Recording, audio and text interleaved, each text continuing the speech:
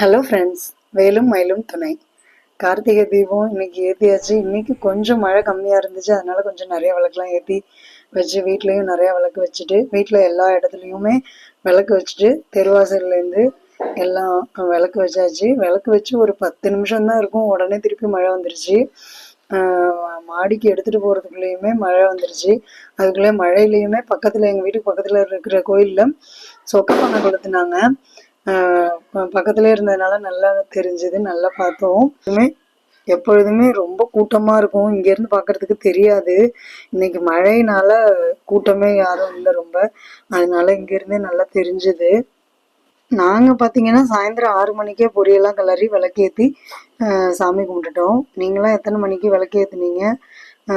சொக்கப்பானை எங்கேயாவது கொளுத்துனது பார்த்தீங்களா? தீபம் இனிமேல் தான் பார்க்கணும். தீபம் எந்த கோயிலில் எத்தனை மணிக்குன்னு தெரியல.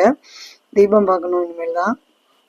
இன்னைக்கு பார்த்தீங்கன்னா நிறைய வெடி வெடிக்கணும்ட்டு எல்லாத்தையும் எடுத்து வச்சுருந்தா, ஆனால் இன்னைக்கு மழையால் ஒன்றுமே வெடி வெடிக்க முடியல.